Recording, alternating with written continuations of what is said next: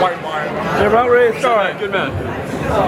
They're going to get this party started. Welcome everyone. Thank you so much for coming to our historical launch of the Freedom of Oregon Initiative.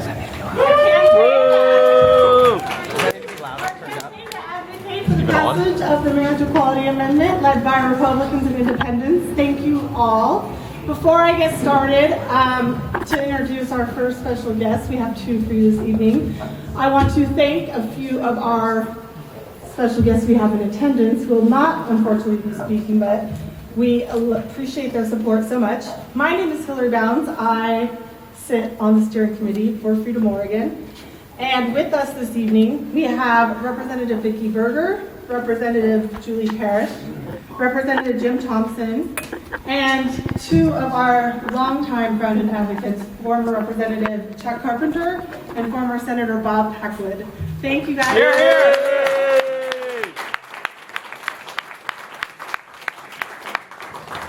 The first of our speakers is the reason why I advocate for this issue. Many of you know him from his story on the cover of Sports Illustrated. You may have even watched him play, starting for 2 NBA Finals teams, or even way, way back in the day when we were in college, and he led our team to the Final Four, to the #1 ranking in the country, and to an All-American season his senior year. Before he's a first-round draft pick in the NBA, he's played 12 seasons, and he is an example and a model to us all. But I wanted to speak to you about the courage that he had, which is to me his greatest accomplishment, is to lead this discussion about gay rights and gay marriage in this country. I first saw that courage a couple of years ago, before it was in the media, when my best friend came here to Portland, all the way from LA, to tell me that he was gay and ready to lead an honest life. And, you know, I have lots of friends. I've had that conversation with many friends of mine who have come to say they want to lead an honest life as a gay person. But he had a bit of a unique job that made it a different conversation.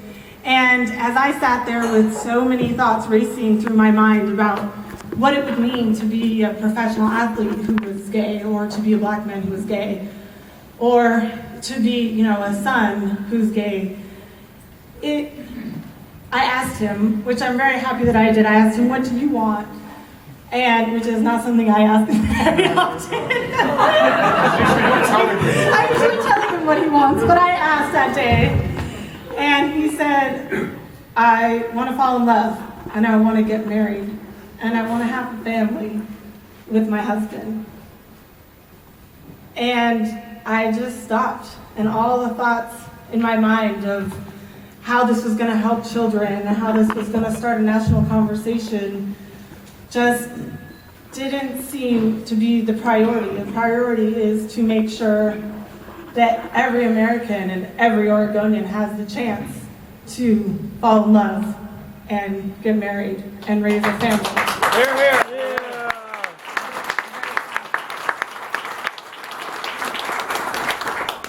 I grew up in Eastern Oregon in a very conservative Republican family, but my family taught us that you are a conservative by respecting personal values, by respecting family values. Here, here.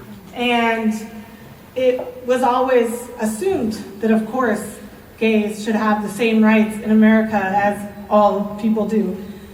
And it's a bit of a surprise to me that this conversation is the conversation it still is today.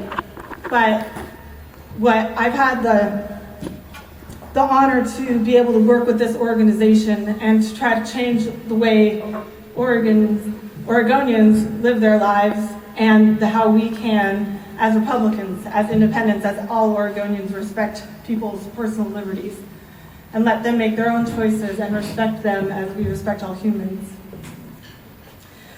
So I am very honored to get to introduce to you Jason Collins, who gave me a new perspective on life and the important things it takes to stand up for in this life, and the courage it takes and what you can do to help other people. So Thank you all for joining us, and thank you, Jason, for joining us. Freedom is big. I like your name.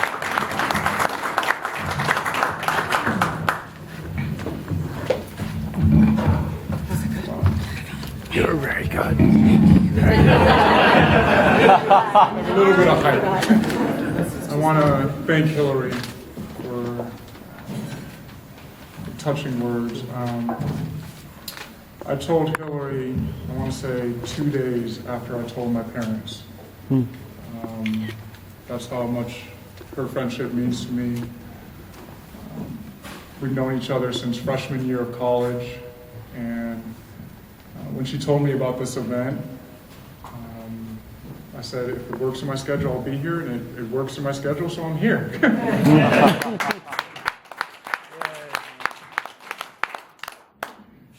Last spring, I played for the Washington Wizards, and I lived less than 3 miles away from the Supreme Court. And when the cases were being heard, DOMA and Prop 8, it was hard for me to focus on the basketball because so close to me were cases being heard that had a direct impact on my life, on my happiness. And I chose to remain silent. And it was so hard for me to do that. And now that I'm out, I feel I have a responsibility to speak up for the rest of the professional athletes or people who choose to remain silent.